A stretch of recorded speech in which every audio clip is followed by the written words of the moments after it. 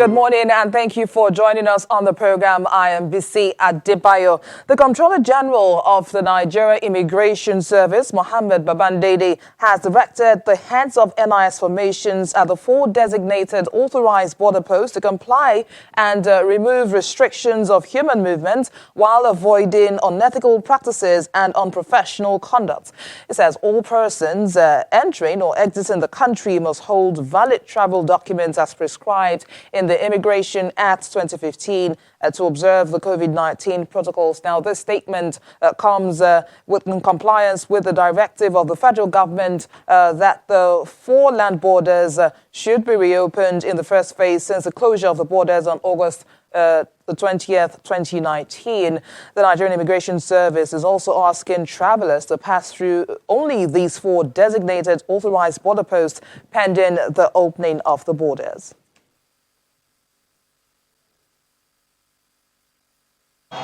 Relief and jubilation by residents of Seme border after news of reopening of the border filtered in.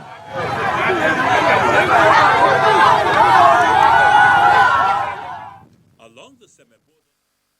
All right, now that report is what I'm going to tell you about now. Prior to that statement that came in this morning from the Nigerian Immigration Service, the directive from the president that the 4 land borders in the country be immediately reopened had been accepted as a welcome development to improve the country's economy, but there have been concerns that the implementation may be slow. Our correspondents visited some of the 4 borders, the one in Seme, Lagos State, Laila border in Sokoto, and the Megatari border in Jigawa State, where residents of host communities have also been reacting. They said at the time that the federal government's orders had not taken effect. Let's see the report. Relief and jubilation by residents of Seme border after news of reopening of the border filtered in.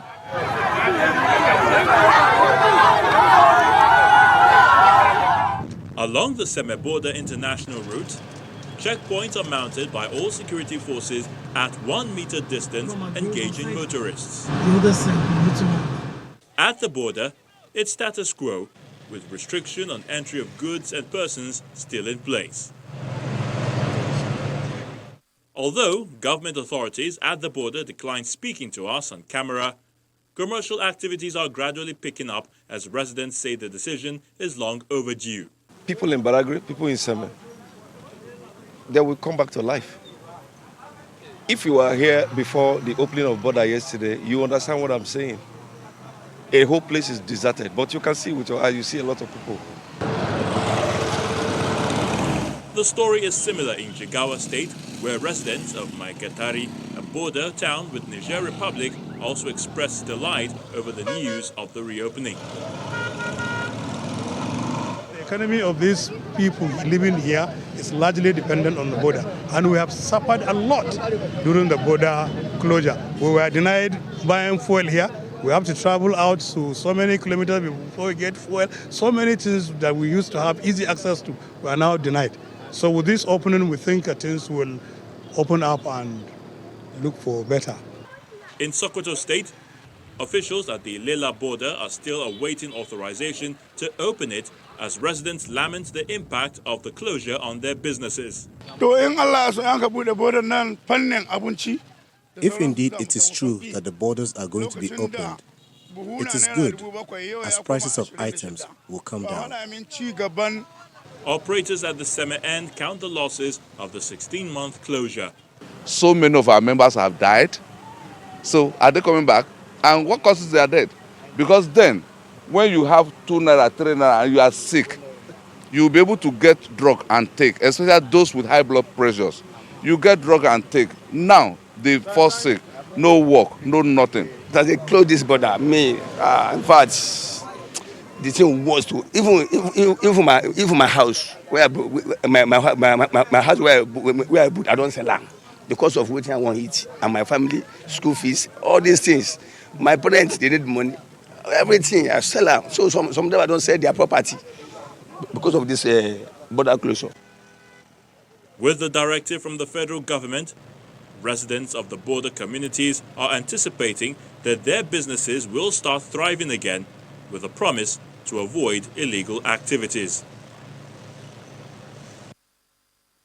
And let's get the reaction of the organized private sector to this issue. And I'm being joined by the Vice President of the Lagos Chamber of Commerce and Industry, who also is the Chairman of a Trade Promotion Board, Mr. Gabriel Idahosa, who will be talking to us about the impact, or who will also be talking to us about the impact of the just concluded trade fair on the economy as well. Good morning, Mr. Idahosa. Thank you for joining us on the program. Let's start off with the border reopening now. Of course, mixed reactions have, trailed the federal government's directive that the borders be reopened.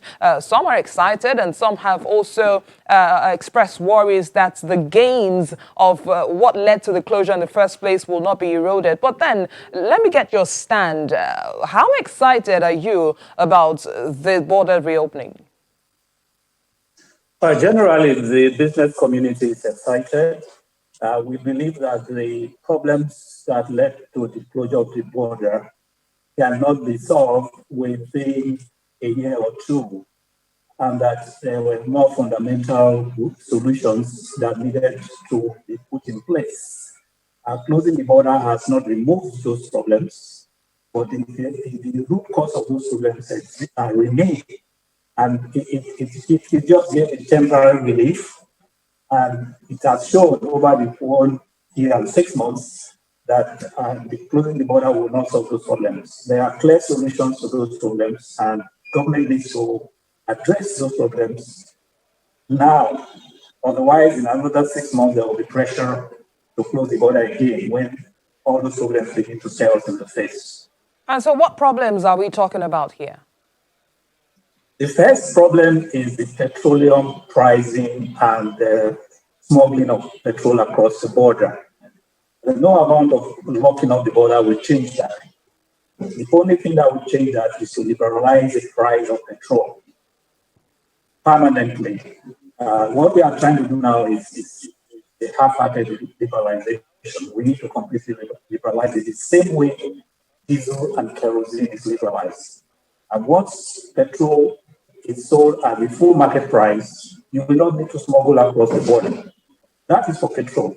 For rice and poultry, the other major reason for closing the border, it has shown that closing the border has not stopped rice and poultry from coming. They only just came through other routes. So the solution to that is the massive support to the rice production value chain and the poultry production value chain on a consistent basis by all agencies of government. The countries that produce rice and export to us did not achieve that excess rice production in 1 month or 1 year or 2 years. They have been producing excess production of rice for many years because of policies that supported the rice industry in those countries, whether it's India, Thailand, or Vietnam. So we need to put a lot of energy at local, state, and federal government level in supporting the massive growth in rice production, processing, and packaging in a manner that makes us not only self-sufficient, but able to export rice of the same quality and at a lower price than the rice that arrives from those countries. Same goes for poultry. We have the capacity to increase poultry production, reduce the prices to a level where we don't have to import. The last item for closing the border is the drugs and small arms. Again, closing the border did not stop those drugs from coming in. It's just the quantity reduced, and it was not so obvious. Small arms obviously have been coming in from all we see with the bandits and all the security issues we have. So dealing with these issues requires very committed political will to address each of these issues on their own. You don't deal with small arms by closing the border. Small arms comes in motorcycles and even people walking across the border. So you don't stop. We didn't stop that. We didn't stop tramadol and other drugs from coming into Nigeria by closing the border. So we have to address the capacity and the seriousness of our law enforcement agencies, the customs and immigration. In countries that have dealt with drug enforcement, they have put a lot of energy on it to the point that drug trafficking became a very, very difficult business to do. But closing the border did not provide a solution to all of these problems. Now, having said this and pointing out these challenges, now you say that closing the borders isn't all of these problems. But now that the borders have been reopened, are we likely to see a return to business as usual that led to the closure of the borders in the first instance?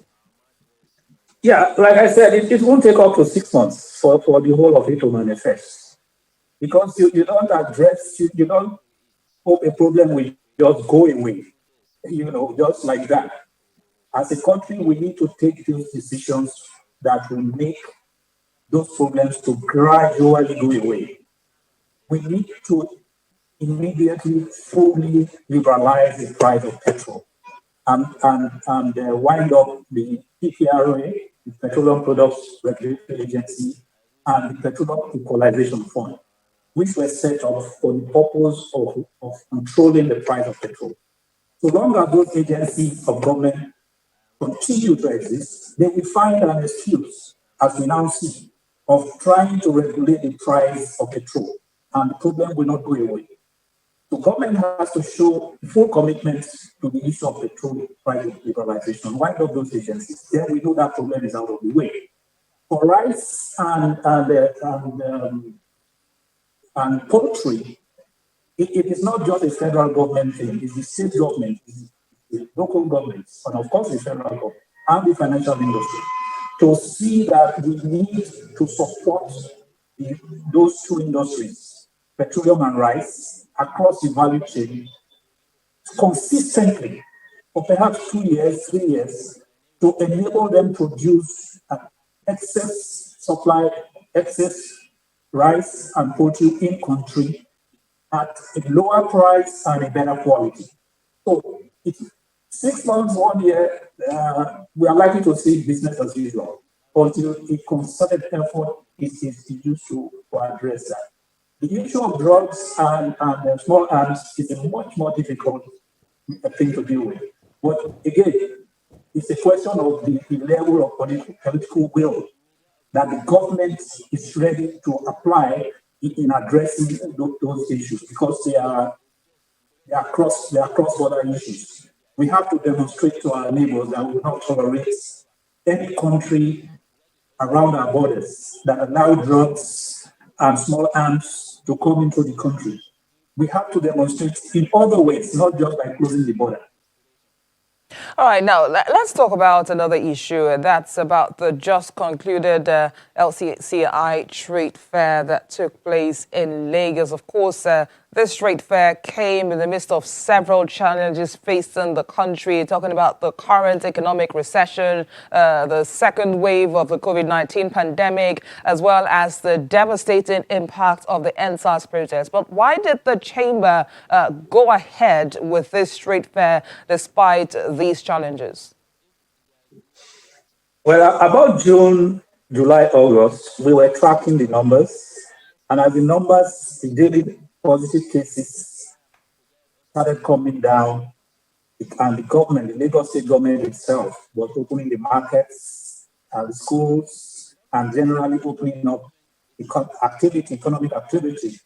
We decided to talk to government to request permission. Certainly, we were not going to do a trade fair in this situation without specific government permission. We talked to the state government, and the government decided we can go ahead and hold the fair with one main condition, that we work with the Lagos Safety Commission to ensure specific compliance to the NCDC guidelines then enforced for public events. And so that's what we did. The Lagos State Safety Commission came to the venue at Tafawa Balewa Square, did a comprehensive audit, safety audits, and put in place all the guidelines we needed to enforce. And we did so. And the safety marshals of the Lagos Safety Commission were with us throughout the planning and throughout the fair itself. They were on ground to ensure full compliance. So that's the history of how we did the fair this year. So what economic advantage does this trade fair have, especially in times like this for Nigeria? Well, that was the point really that the government itself considered in our discussion. Every year, the trade fair provides direct employment for between 3,000 and 5,000 young people, pre-fair and during the fair. And a lot of these young people at the end of the fair get full-time jobs because they have worked temporarily with these companies and they have been able to identify them and give them permanent jobs.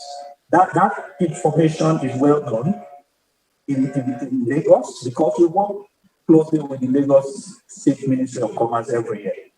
The other important thing that the trade fair does each year is to bring in exhibitors who are first-time visitors to Nigeria. We have a record of several companies, factories set up in Lagos and Ogun State in particular, by first-time visitors to Nigeria. After their first visits during the trade fair, they now say they didn't know so much about Nigeria. They have had a lot of negative things. They now find that a lot of information they have is not correct, and they want to grow business in Nigeria. Very many of them appoint distributors and representatives. A good number of them go on to set up factories in Nigeria. Those facts are well known to the governments of both states. So both states take the trade fair very seriously.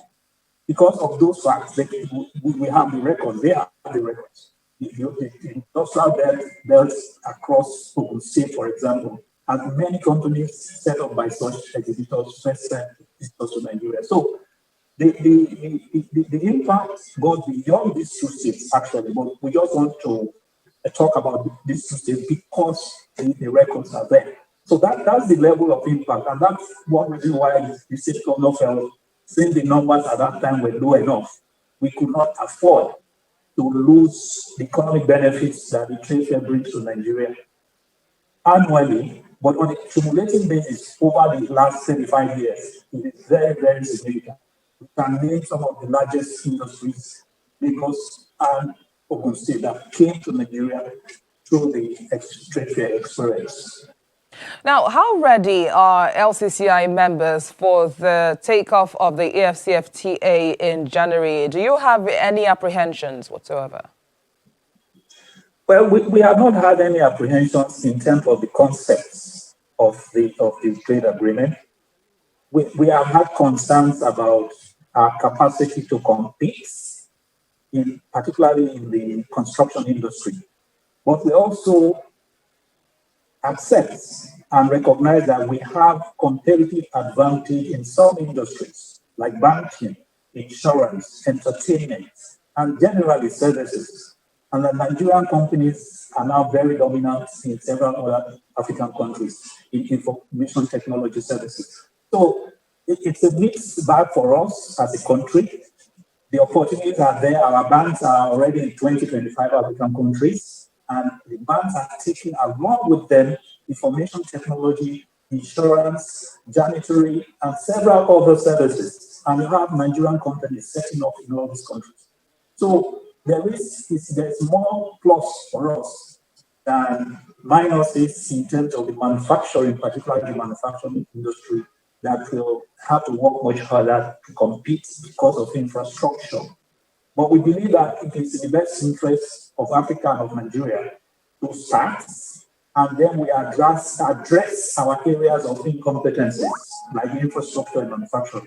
And I believe that over time, those issues will be addressed, and it is best for the whole of Africa to start, because there will be no perfect time to start a continental free trade agreement. So it's a good thing it has started. And for us as a country, particularly industries that are now not very competitive, to work harder. Again, it should not only be the state government, the federal government. The state governments have a lot to do to improve roads, for example, to address power at the renewable state. Perfect. Renewable power, like solar and others, can be easily wrapped up through support by local governments in the way of financing. Because the only reason why even industries can't afford solar power now is the initial cost. The operating cost is much lower than alternatives, but the initial cost is higher and they require financing. So these are areas where the states and the financial industry can All come right. in and make our manufacturing industries more competitive.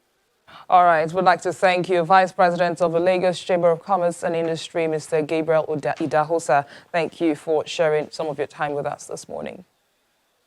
Thank you.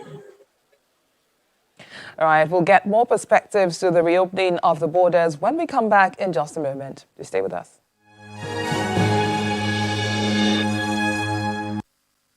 Welcome back. Let's look at oil prices today, and they actually eased, but they're still within the touching distance of a 9-month high that was hit yesterday as surging COVID-19 cases weigh on fuel demand and U.S. lawmakers battle over a $900 billion economic stimulus package.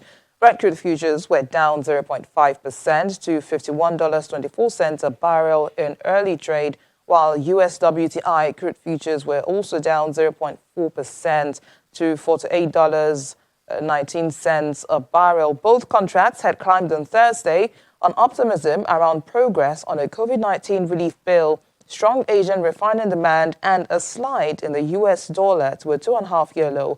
With oil priced in dollars, a weaker greenback makes oil cheaper than or in other currencies. Now, OPEC Plus also plans to add 500,000 barrels per day of supply to the market in January, and that's the first step towards returning 2 million barrels per day to the market. And back home now, let's get more reactions to the reopening of the land borders, but this time from a market perspective with the head of research and strategy at Greenwich Merchant Bank, Mr. Ayodeji Ebo. Good morning, Mr. Ebo. Thank you for joining us this morning. Let me ask you now, despite several calls before now from many quarters, including ECOWAS and other neighboring countries, for the borders to be reopened, it took about 16 months for the federal government to do that. What do you think finally led to this action? Thank you. If we look at the border closure in terms of the main reason for the closure, we believe that that should have been done in a more different way than a total closure, or what is being called a partial closure of the border.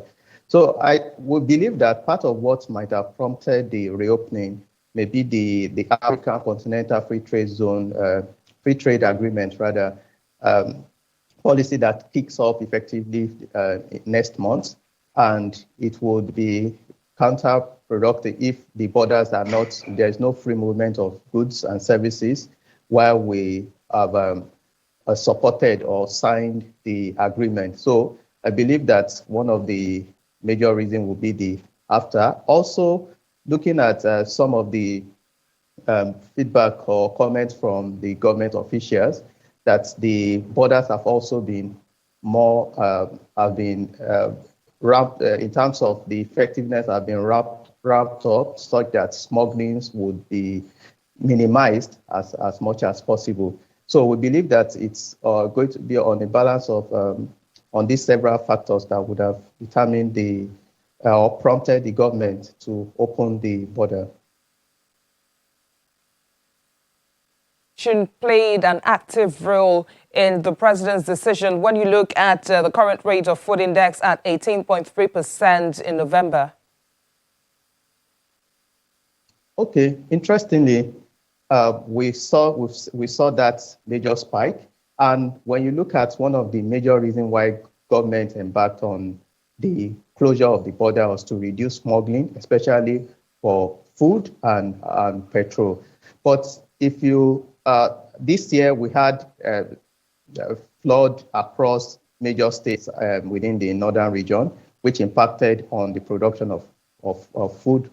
And also, we still know that there's still that gap. So while we're trying to protect the local manufacturers, there's still that major gap in terms of the supply.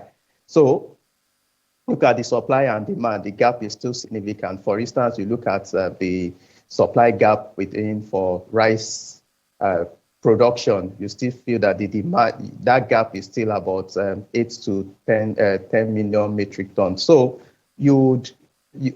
the government have discovered that the food prices have been up unabated, and if this is sustained, then the Nigerians will continue to, cost of living will continue to be high, and in terms of the welfare of Nigerians would continue to be impacted. So we believe that while government tries to see how they will support the local manufacturers, also try to see how they want to subsidize production and provide further support, then opening the border would also would bring down prices of food so that the supply-demand gap can be minimized and prices of food prices, or as if food prices may also be tamed or may reduce. The federal government had presented a cocktail of reasons for the closure of the borders in August last year, and some of which included the need to curb smuggling and drive self-sufficiency. But with the borders now reopened, there's a belief that the message has sunk into neighboring countries. But do you think this is actually the case? Do you think that local produce gained some traction in the market?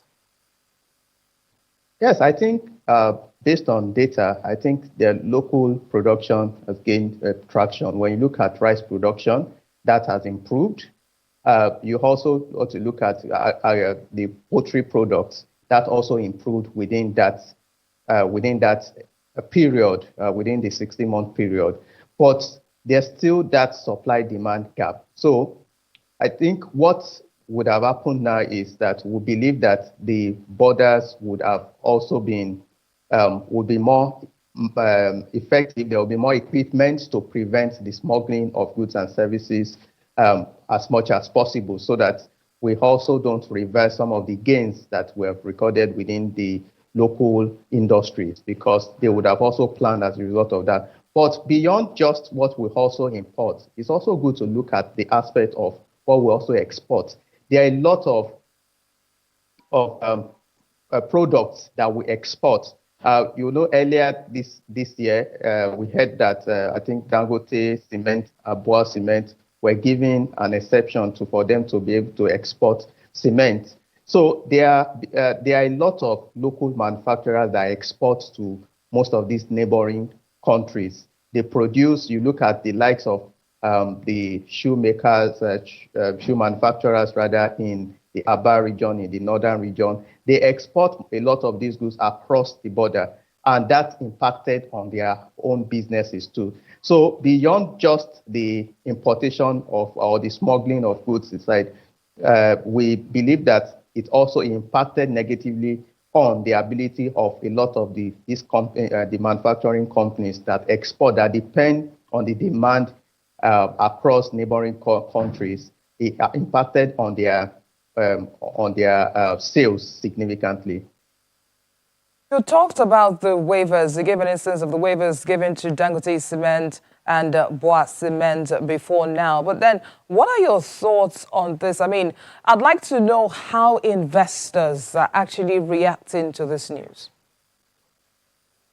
Yes, looking at it from the investor's perspective, for the company, it's positive because it gives them the ability to be able to record more sales. They are able to export to some of these neighboring countries. So it's positive, and we can see that impact in the share price of most of these companies. Dangote Cement closed around 200 naira per unit yesterday. So for the companies, it's very positive.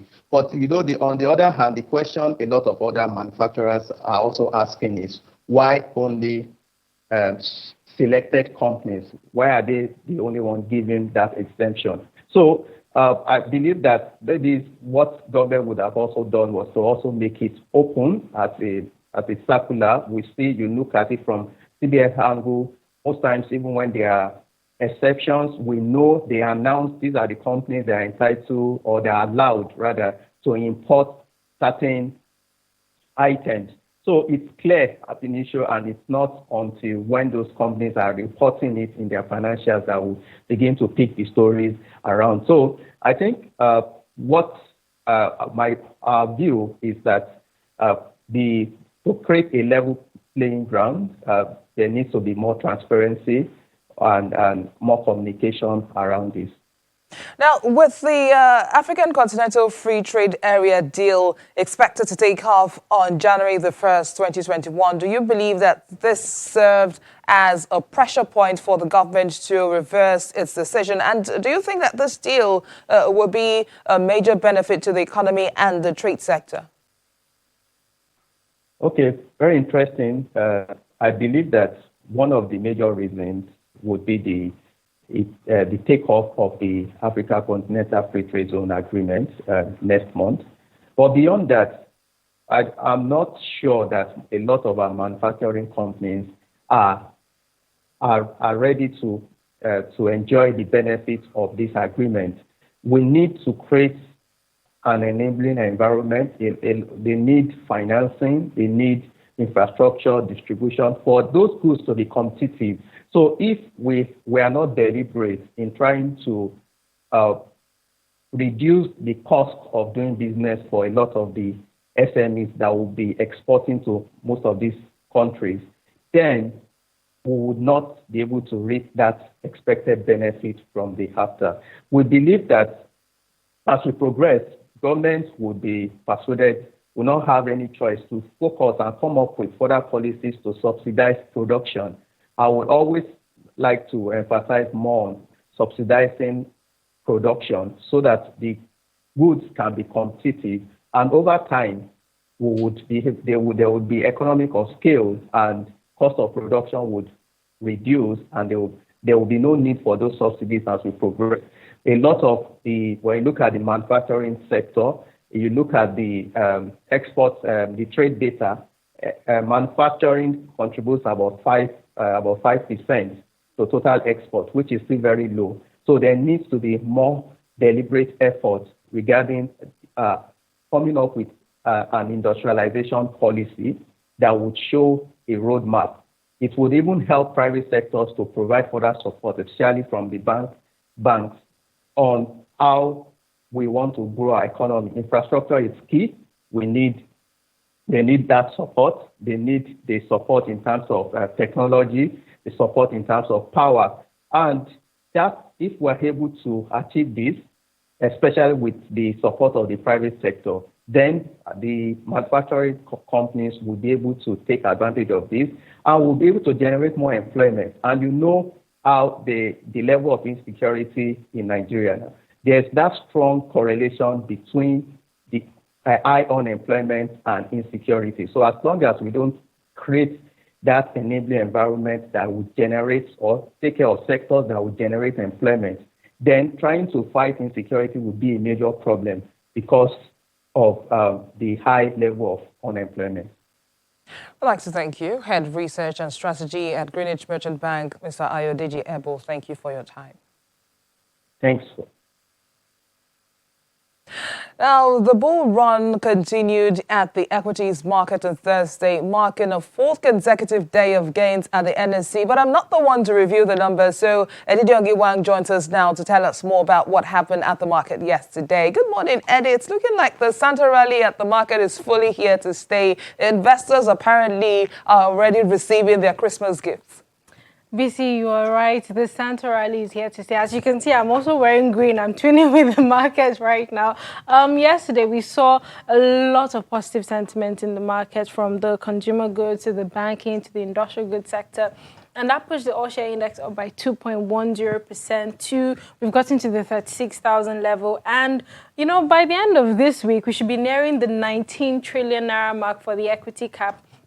Volume, however, was lower yesterday by about 47%. We saw 343.63 million units worth 4.34 billion naira, all traded in 3,895 deals. Now, the sectoral chart was all green. The banking sectors, you know, we saw a lot of gains from that sectors. It could also be because we saw some of the banking names about GT Bank, UBA, and Zenith Bank releasing their sustainability report. So it's also possible that investors reacted to that. Consumer goods was up 0.23%, industrial goods was up 1.28%. Now, we know what happened on industrial goods sector, and that was, of course, due to gains from Dangote Cement.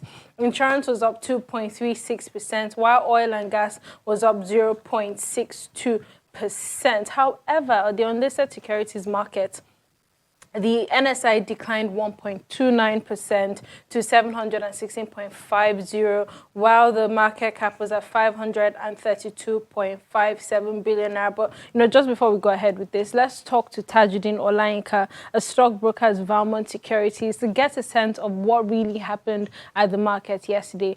Good morning, Mr. Olayinka. Thank you for joining us on the program. Good morning, Gideon. Now, we've seen this bullish sentiment, sustained for 4 consecutive trading days. But what really happened at the market yesterday?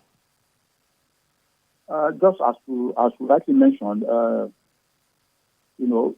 equity market itself is, relatively undervalued. So, what we saw yesterday, and starting from last Friday, is more of a relative pricing and bargain hunting. Investors are trying to take position in some stocks that are still highly undervalued, and so take position in them ahead of year-end rally.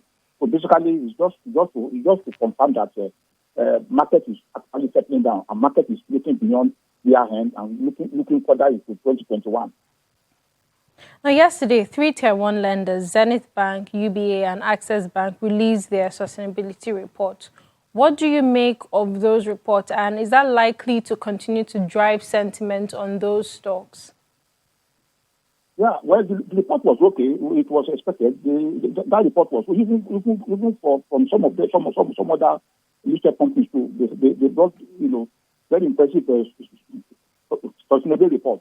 This suggests that what we should be looking at is something that is even beyond 2020 year end. So basically, we expect something good from Zenith and from other listed companies that have released their sustainability report. Now, we've seen 4 consecutive trading sessions, and unless something drastic happens in the market today, we're very likely to end the week on a positive note. With the gains this week, are we likely to see some profit taking next week? Yes. Even if we see profit taking, but it won't stop what is going on. Profit taking will take place, alongside with bargain hunting. So what you see is more of a mixed market. You see some investors coming into the market to prepare for the year-end rally, and you also see some who have gained some ground so far, but also taking profit. So both of them will happen side by side. It's going to be an interesting market because we are already building up to. We are seeing a build up to year-end rally. All right, so trading started some minutes ago. What are the opening calls like? What is driving the market now? And what companies are currently in the lead? Yeah, we have Zenith. We have MTN. MTN is actually taking the lead. We have also Zenith also following MTN. The market look promising this morning. The market is on the price side, 0.62% gain, already. So we are likely to have a very good market today. All right, Mr. Olayinka, thank you for your input on the program, and do have a lovely weekend. Thank you very much. I will see. Tajuddin Olayinka is a stockbroker at Valmont Securities Limited. Well, BC, you heard him. The market is currently up, so we're very likely to end this week on a positive trading note. And maybe the year. You never know. All right, Adidion, we'll come back to you much later on the program. But for now, we need to take a moment and then touch base with London when we return. Please stay with us.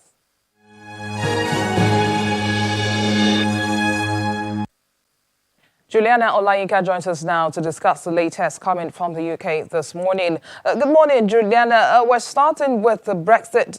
Trade talks between the UK and EU negotiators will continue later on a post-Brexit trade deal. But Both sides are warning that major obstacles still remain. What are these obstacles? Well, it's the same obstacles, level playing field, state aid and fisheries, even though both sides have already said earlier this week that economically and politically fishing doesn't really do much to both of the economies. But I think Boris Johnson has been pretty clear in saying that he doesn't want to be the only sovereign nation in the world that doesn't have complete and total access to their fishing waters. So as predicted, once again, it's going right down to the wire. I suppose both sides are trying to be as transparent as they can be. But with this transparency, we're getting lots of confusion. Yesterday, the Prime Minister spoke with the EU Commission Chief Ursula von der Leyen. After that phone call, he once again reiterated that it is looking increasingly likely that we will be exiting on a no-deal scenario. The EU chief negotiator, Michel Barnier, he also reiterated that. He put out a tweet yesterday saying that serious gaps remain on both sides. And I think for the UK, they just do not want to be tied to the EU, because that completely defeats the whole object of Brexit. And on the EU side, they certainly do not want to allow access to their internal market, because it would undermine that access if Britain are able to top up their most competitive companies above and beyond EU companies. So it's still all to play for. I believe yesterday there was some suggestions that perhaps Sunday, this Sunday, not last Sunday, is the new deadline, because of course, any deal that is ratified in time isn't just going to be in English or French. There are 27 other nations that have to sign off this deal, and there's got to be a lot of time to do this. Before they were saying 6 months, now there are less than 2 weeks. And just to remind our viewers, yes, Britain has been in this EU transition period for almost a year. At the end of December, they will be coming out officially from the EU. And if no deal is secured at that time, then there will be taxations added on goods that travel between the UK and the EU from January the 1st. All right. Now, the furlough scheme has been extended until the end of April next year. How much certainty will this provide for millions of jobs and businesses, just as Chancellor Rishi Sunak puts it?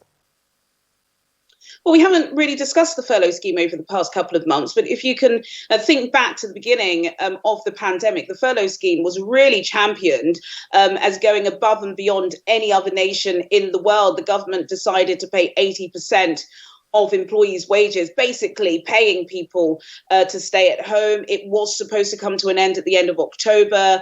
The Chancellor, Rishi Sunak, decided to extend it until the end of March. And yesterday, we got a pretty surprising announcement saying that it will be extended for a further month to the end of April. Alongside that announcement, he also said the government-backed loans like the coronavirus bounce back loan would also be extended. It was supposed to be ending in January. It will be extended until the end of March. I suppose this is some light relief. It's currently, well, the furlough scheme in particular is sustaining 15.5% of Britain's labour market, which is about 5 million people. But of course, as we are going into more restrictions, there are discussions at the moment that there will be a third lockdown coming to at least England after the Christmas holidays. For the hospitality sector, this just isn't enough. But, the government are saying they're doing whatever they can. I believe data published yesterday did reveal that so far the government have spent £45 billion on this job retention scheme and about £68 billion on these government-backed loans. And even though I say government, it is the taxpayer that are paying for this. They may not be paying now, but they will certainly be paying in some way, shape or form in the near future. All right, Juliana, I'm afraid we'll have to wrap up our conversation at this point, but don't worry, we'll continue again at 1:30. So I'll see you then. Thank you, Bessie. All right, let's get back to Eddie for the debt and currencies market review. Over to you. Thank you, Bisi. Well, the bond markets, we saw, it finally declined yesterday. We saw yields, decline by about 2 basis points. Now, across the curve, we saw yields contract at the short and the mid end of the curve, while they were flat at the long end of the curve. We had 6 deals worth 2.12 billion naira. But to talk more about the bond market is Ifoma Onyejekwe, a fixed income dealer at UBA. Good morning, Ifoma. Thank you for joining us on the program. Good morning. Thank you for having me. Well, finally, we saw yields in the bond market decline yesterday. Now, that yields in that space have been on the rise, all through last week and for the most part of this week. Is that investors just taking advantage of the higher yields in that space, or what was responsible for the decline? Yesterday in the secondary market, because there was a surprise increase in stop rates at the bond auction on Wednesday. So investors now wanted to cash in on their wins yesterday. That was responsible for the decline. But because of the jump in stop rates, which market wasn't expecting at all, the trend has been a decline in stop rates at bond auction from the beginning of this year. So it was quite a surprise. And then the winners at the auction now wanted to come and cash in on their gains yesterday. Now, speaking about the auction, there was a bond auction on Wednesday and there was also a primary market auction on Wednesday. Can you tell us more about the turnout of the auction, of both auctions, and what yields were like at the primary market auction for the treasury bills? Okay, the turnout was really great because we had a cumulative treasury bills maturities paid into the system of about 344.64 billion. So the market was really liquid, leading to an increase in subscription rates to 360.72 from 314.58 at the UMO auction and to 121.53 billion from 102.97 billion at the NTD auction from the last auction. So stock rates was really active. Like investors came very aggressively because there was a lot of liquidity for them to play with. And we saw a slight increase in on the 91-day bill at the NTD auction to 0.048% from 0.01%, while other tenors experienced a decline. The 182-day bill experienced a decline to 0.5% from 0.6%, and the 1-year bill at the NTD auction experienced a decline to 1.139% from 3.20% respectively. While at the UMO auction, stop rate declined on all tenors offered to 1.65% from 1.85% on the shorter tenor bill, to 4.50% from 4.7% on the medium tenor bill, and to 6% from 6.15% on the longer tenor bill. With so much liquidity in the system, what should we be expecting from markets next week? That's the bond market and the treasury bills market. I don't think we're going to see this liquidity play into next week because as of today, we're actually expecting a CRR debit from the central bank. So if that takes place, we'll expect calmness to open next week in the market since there will be a decline in liquidity. All right, Ifoma Ijoma, thank you for your input on the program. Thank you very much. Obviously, we've heard what Ifoma is saying. The market, we've seen rallies in the equities market and also the bond market. I would like to just mention that yields went up to about 5%. So that's good news for investors. These are certainly happy times at the market, Eddie. What a way to wrap up the year and the week. Thank you so much for watching the program. Of course, we still have a few more weeks into the year, but I was just referring to wrapping up the year for the markets. But thank you so much for watching. I'll be back next time.